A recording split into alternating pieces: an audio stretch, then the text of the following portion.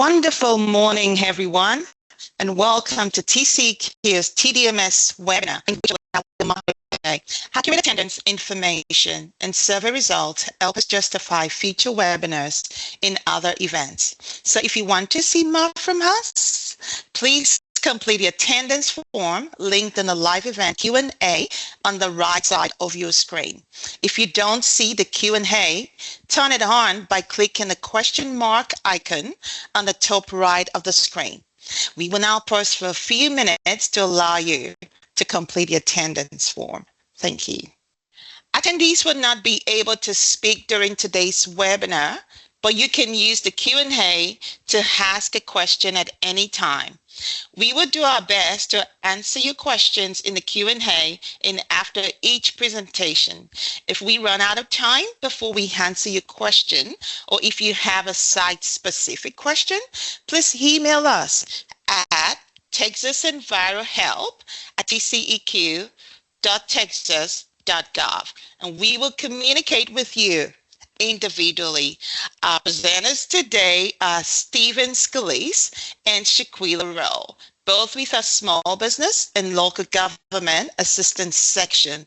The presentations are pre-recorded, but the presenters are available to answer questions. We will take a 10-minute break between presentations. Now let's welcome our first speaker, Shaquila Rowe. Take it on. Today we will go over temporary debris management sites, also known as TDMS.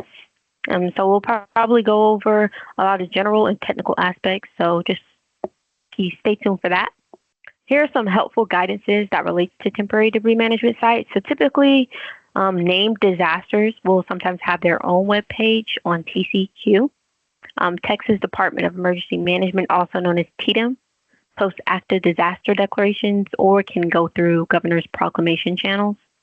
So there's also additional regulatory guidances you can use. For example, 518, that's managing debris for declared disasters. So if you need more context on that, that's a good RG to utilize. You have RG 049, outdoor burning in Texas. It kind of goes over a lot of do's and don'ts of outdoor burning, as well as additional requirements or resources that's needed. And then RG 591, disposing of animal carcasses left behind by declared disasters. Well, this is a good regulatory guidance to use if you need more information about that.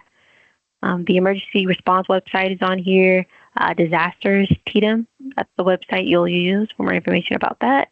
News office of the Texas governor. So just stay updated on any news that's coming out of the governor's office. That's a good website to use. Here is an example of a proclamation declaration.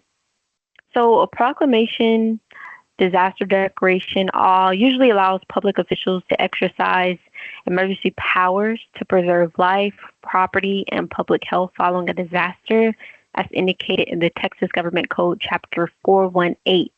Within that chapter, disaster is defined as the occurrence of imminent threat of widespread or severe damage, injury, or loss of life or property resulting from any natural or man-made cause, including fire, flood, earthquake, wind, storm, wave action, oil spill, or other water contamination, volcanic activity, epidemic, air contamination, blight, drought, infestation, explosion, riot, hostile military or paramilitary action, extreme heat, cybersecurity event, other public calamity regarding or requiring emergency action or energy emergency, hurricane, winter storms, pandemics, etc. And then just to touch on federal versus state declared disasters. So, for example, if a federal disaster is declared, the state can pool federal resources to help respond. So that's like sending EPA investigators to help respond to the event. A state declared disaster will rely on state and local resources depending on the severity and impact of that disaster. That's when federal aid may or may not be triggered. Generated debris waste is defined as large volumes of debris and other waste are generated by natural and man-made disasters such as hurricanes, fires, floods, tornadoes, earthquakes, and facility explosions. The types of waste generated by a disaster are diverse. Here is a list of generated debris waste. So you have vegetative debris. That's usually trees and bushes. Clean lumber, not including painted, stained, or chemically treated wood. These are usually wood products that have been cut or shaped only. Construction and demolition. Electronic waste. These are usually computers, gaming systems, etc. White goods is usually washers, dryers, stoves, things of that nature. Sediments, putrescent debris, household hazardous waste, chemical, biological, radiological, and nuclear contaminated debris, vehicle and vessels, and garbage. Here is just an example or a few of destruction that can be left behind after a hurricane hits. Here are some example photos of destruction left behind after a wildfire hits. And here are also a few examples of the destruction that can be left behind after a tornado hits. Also included is a tornado report to show the frequency of the tornadoes in certain areas. Also, I guess, where they've been hitting.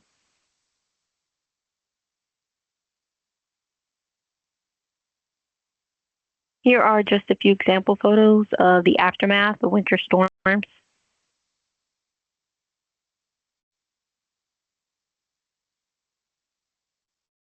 Why is it important that TCEQ assists impacted local municipalities?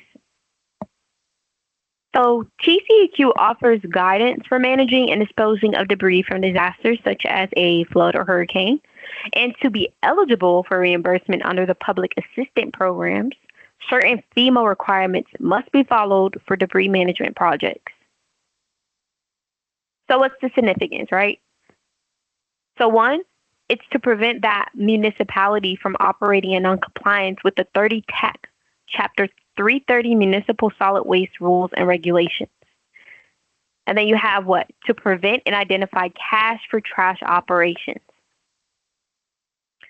Then three, you'll be to assist the municipality with identifying authorized disposal facilities and authorized end-use facilities.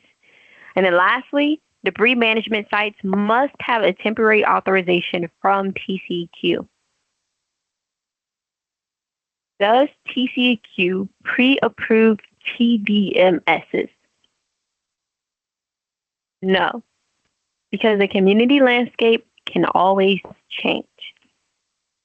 But TCEQ recommends that local municipalities pre-identify potential sites that can be utilized as a TDMS in case of emergency. So in other words, have several backups prepared just in case initial location does not meet TCEQ criteria.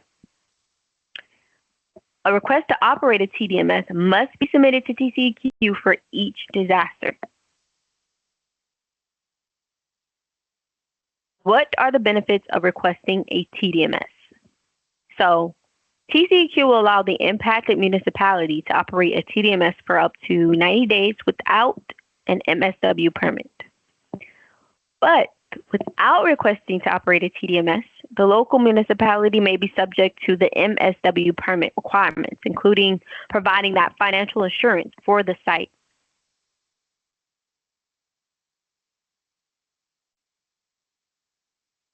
TDMS application TCEQ form 20660. So with this form, or the application, local governments will work with TCEQ regional offices for debris management. But even though you have this application, even though you do this form, this does not allow any activity that creates or contributes to a nuisance condition. So do not be a nuisance to your neighbors with your temporary debris management site. This only applies to the management of debris generated by a natural disaster. So the site can only be used, this application only can be used to manage that debris that's generated by natural disasters. Approval is for 90 days from the date of the declared disaster.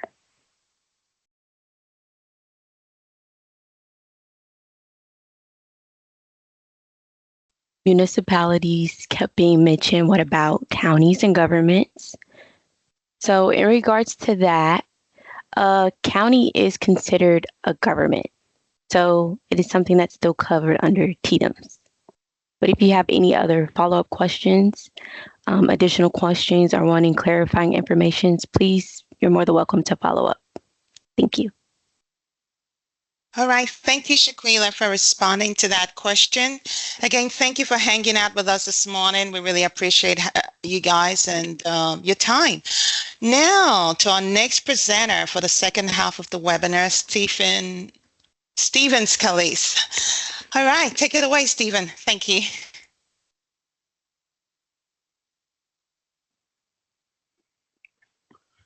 Hello, how's everybody doing today? Welcome back from the break. My name is Stephen Scalise, and I'm going to start with the TDMS application page. First, we can kind of go over like who can submit the application. As far as for usually for the state side, could be TxDOT. Could be like for TxDOT to submit for the state. County, it'd usually be one of probably the emergency management manager, judge, etc. City could be the mayor, public works division, emergency management, etc. Usually this application is not available to the private citizen, just because this is usually for a declaration of for a disaster. So this is more, it's not really available to the private sector. So we'll kind of start with the application. Usually once a named storm, we'll start with the name of the disaster that you're requesting this application for. And then you'll go to the requesting authorization, of which maybe what will you have at your site. If you'll just kind of check to see what you'll be having. If you'll be having a stockpiling site, emergency burial site, emergency burn site, or wood chipping site. Next, we'll go to the site information. This is your location of where the TDMS will be located at.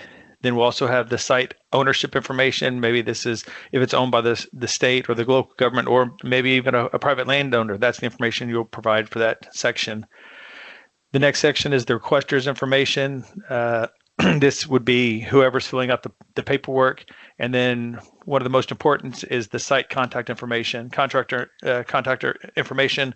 This is pretty much who the investigator will be reaching out to whenever they come out to say to do the initial site visit, and then also they will stay in contact with throughout the process until the site is closed out. Next, you'll want to go through and look at maybe distance requirements as far as how far will the stockpiles be from the property line. These distances could be measured out prior and filled out. Maybe you might not have all the requirements or all the information at hand, but try to fill out as much as possible. Maybe type of debris that you'll be collecting, the purpose, ultimate disposal, and then also kind of an estimate of how much material y'all think y'all will be collecting during this process, as well as if you will be having burning on site, then that'll be more information you'd want to provide, dates and times. Next, we'll go on the next slide. We'll go over a little bit more detail about the special site-specific information. This here is where you will detail your activities, like site security measures for make sure there's no unauthorized disposals, debris separation, chipping, grinding activities, and any other recycle or beneficial reuse. This is where you'll detail out, kind of try to be as specific as possible, so they will have a good idea of what will be going on at the site itself. This, as well as you could also list if you'll have burning activities, what type of burning activities will you be using? Will you be using an air curtain or a trench burner? Where the burn location will be located at, so you'll have the distance requirements away from the fence, away from the street, plus your fire safety measures of how you'll control a fire if it does happen. You have to control the fire at the location. Who will be watching the flame during this process of when you are burning, and make sure you also you've spoke with fire marshals as well as the county judge are in agreement for this burn activity on the site. And next is the ash disposal, is how are you going to dispose of the ash once all the material has been burned. Or are you going to be taking the material when it's done to the landfill, or you'll be using it for beneficial reuse, or if you're going to have on-site burial, then it'll also need to be deed recorded. So these next set of questions here for all sites, again, it's approval for 90 days from the date of the disaster. You also want to get, notification must be made to your TCEQ regional office in your area. You'll also want to consult with the local TCEQ regional officers for any additional guidance if you have questions. And then you also have your TCEQ regional office will be in your area for your additional approvals or extensions if need be. You must have local government approval in order to start your TDMS site. But as well for the information on the left-hand side, it'll help you answer these other questions, such as if you need to ensure if you're above the 100-year flood plan, you could go and use the FEMA Flood Map Service Center. You can enter your information in there, and that'll give you the detailed information you'll be looking for. As far as the next question, to ensure that your site is located outside of a known wetlands, you can actually go to the U.S. Fish and Wildlife Services and use their wetlands mapper. And then next question, to see if your site is located at least a quarter mile from a public or private waterway supply, you can use the groundwater data viewer from the Texas Water Development Board. And then the next one is to ensure that the site is a minimum of a quarter mile away of any known caves, springs, or streams. You can actually go to the Surface Water Quality Viewer at arcgis.com.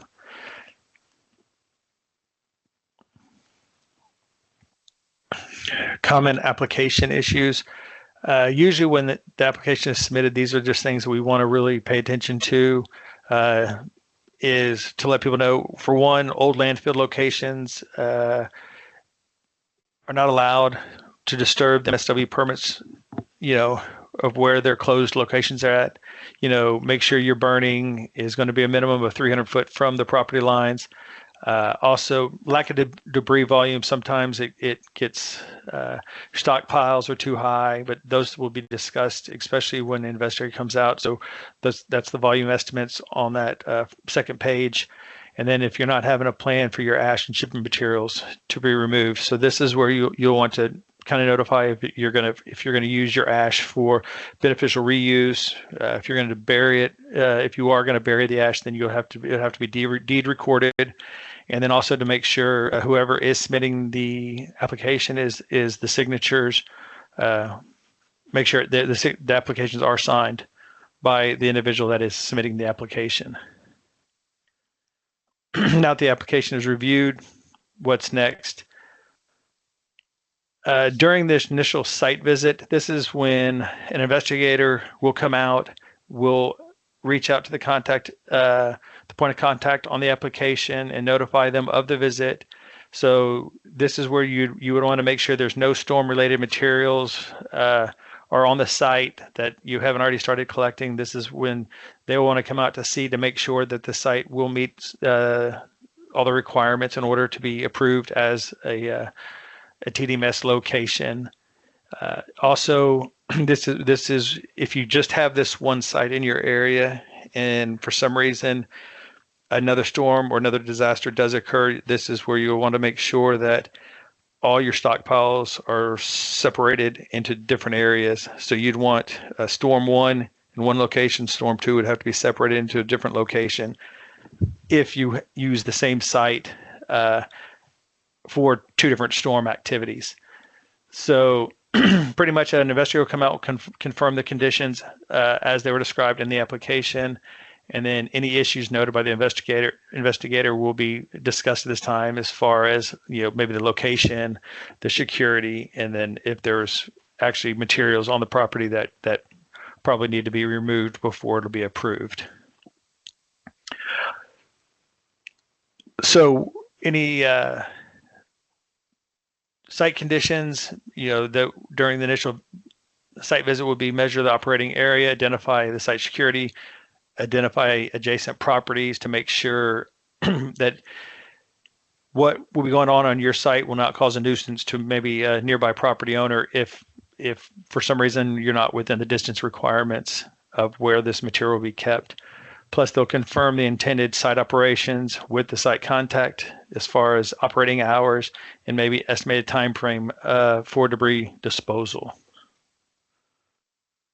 TDMS application final. This is when the approval letter will be sent out. And again, the approval letter is only good for 90 days from the declared disaster date. If this, it'll also be CC'd to the local government if they are not in contact. And if burning, you'd want to contact the county judge and fire marshals. As far as the extensions come, they are more case by case, and that'll be done by the regional office itself. So you want to submit with details on the time still needed for what activities are still at your location of what might need to take place still. There's no form required, but this is something you would want to discuss with the investigator on site if you are needing extension from the region.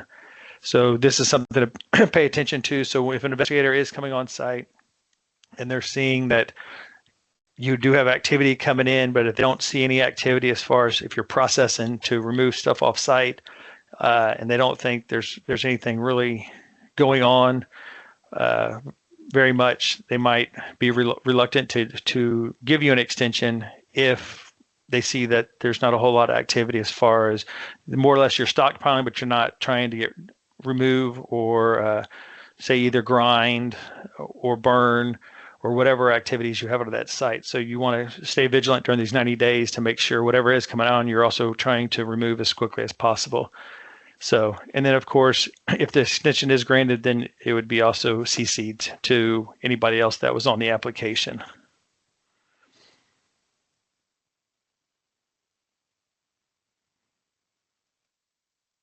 So if it's approved, the letter will be sent out. Next, the TC will conduct weekly site visits of all the approved TDMS site locations. During the site visit, they will be looking at the operating conditions. They will also take measurements of debris piles. They'll also they'll record information of stockpile size, and they'll during the meeting with the site operator at the location. Here's an example of the sites. This is actually out of the Houston Regional Office, Region 12. These are the locations. So you could see for Region 12, there's quite a few locations during the Hurricane Harvey hurricane that came through. So during this time, the investigators will be extremely busy trying to do weekly visits to all the locations. So that's why the contact person is very important to have. So they make sure when they're doing their rounds, they can get hold of everybody to make sure when they're checking on these sites that someone will be available so they can look over and go over the information at hand with them. This picture here was an approved burn site that you can kind of see it's off, it meets the requirements. It's off the property line. It's away from the roads. It's in the backside. And of course, this location, was an approved site. So where the burning activity is on that far back, you can kind of see at the front of the picture there on the front left is probably where they had their mulching operation, and they moved to make sure they met the requirements in the backside for the burn location. This next site is actually a site that someone submitted to see if they could burn right off the side of the road, which was denied because that could cause smoke onto the roadway. It cause issues. It's not a cleared area, so this was a denied burn site photo. Here's a picture of the waste segregation. This is a good example of how everything is source separated in piles for waste segregation. Good examples of the staging and the separations of white goods, electrical transformers, chemicals, hazardous waste. So these are the things that when an investigator does come on site to see whatever you are showing that location, to make sure that paints and household hazardous waste things are source separated, so you can kind of keep your piles in order to know where they need to go to for the next point to be discarded. During a closure inspection, this is usually when they'll confirm that the operations have been ceased, that you're no longer taking in any more materials from the public. They'll verify that the debris has been been removed, and then they're going to request documentation as far as if you did have a burn site, if you did burn the ash, then was it deed recorded? Did you use it for beneficial reuse? Or they'll also ask for the landfill manifest as far as how much material left the property, where did it go, so it all meets its final resting destination. This is a closed site. This is what an investigator will be looking at when they come back. They'll also have pictures from the initial site visit. They'll know what the site looked like prior, before the collection process started. But this is what is an example of a site that was closed, that it has been cleaned, all the debris has been removed, the mulch has been spread out, leveled out, smoothed out, and it's not stockpiled anymore. This here is our contact information. This shows you our 16 regional offices throughout the state. So once again, whenever this form is filled out, it'll want to go to the specific region of the area that you're located in. We also have our hotline number, which is the 1-800-447-2827. Or we also have our email address, where if you have questions, you could also email us at the Texas EnviroHelp at tcq.texas.gov. That is it. If you have any questions, we'll be glad to answer them for you. Thank you very much. Thank you, Stephen, for that amazing presentation. Now, we had a question come in. I think we tried to answer that in the chat. Okay, yeah, we had another question come in right now. Let's see. Okay, we had a question coming from Christopher, and he's asking, can TDMS be pre-disaster identified and approved, or only post-disaster? Actually, for the TDMS sites, they won't be pre-approved. They need to be identified and picked out, and it's a good practice to actually have a backup location as well in your area for two different sites to look at. But they will not pre-approve a location until, because of the scenery changes, things change, new businesses, new schools, things like that pop up. Okay, Stephen, thank you so much for that. We had another question coming from Brian, and that is, can the city use the county's debris site for storage and burning, or does it have to be a separate location?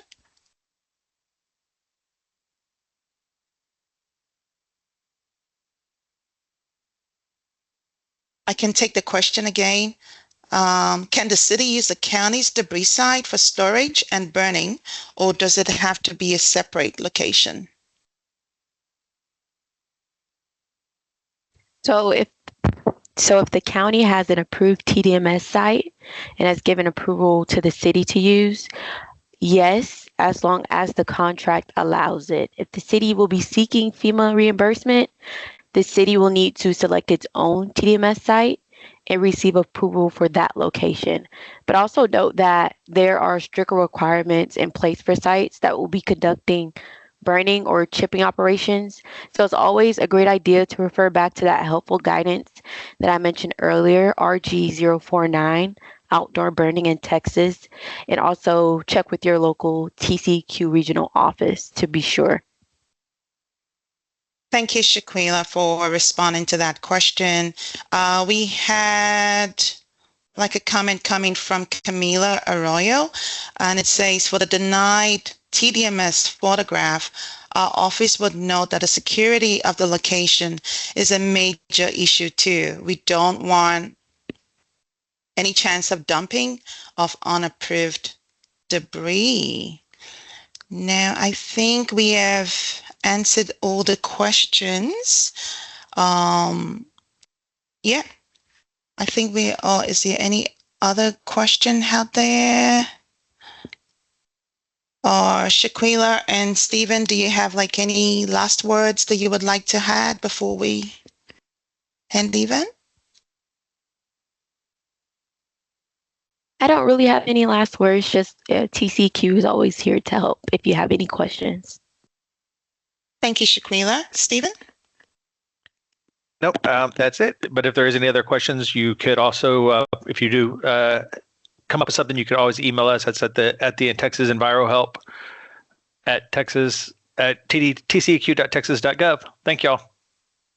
Okay. All right. Thank you. I think a new question came up again. Let's see. Well, I think we had a question. Okay, I see one from Stacia, and it says, our company was approved for hurricane burial for green waste, but we are in the private sector. You mentioned the TDMS application is only for a governmental entity like Texas DOT. Would our county be the one to fill out that application, or would we?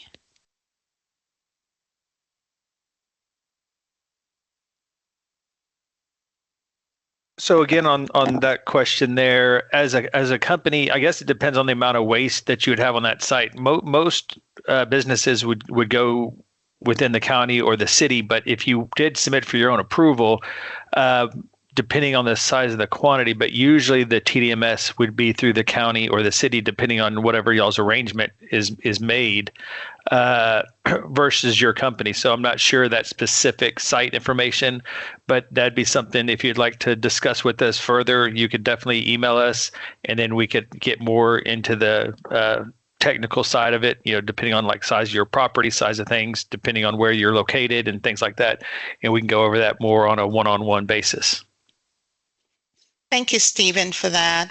Well, I don't see any more questions in the chat. I will post a link to our survey in the Q&A, so please take a few minutes after the webinar to let us know how we did and if we can improve the webinar. Please complete our survey below. Thank you again, everyone. It's been a great morning having you. Thank you for spending time with us at today's TDMS webinar. If you haven't yet, please complete again our survey link in the chat. Your survey and attendance responses help us produce better webinars in the future. If we did not answer your questions today, or you think of more questions, feel free to email us at texasenvirohelp@tceq.texas.gov. Thank you again, and have a wonderful rest of your day.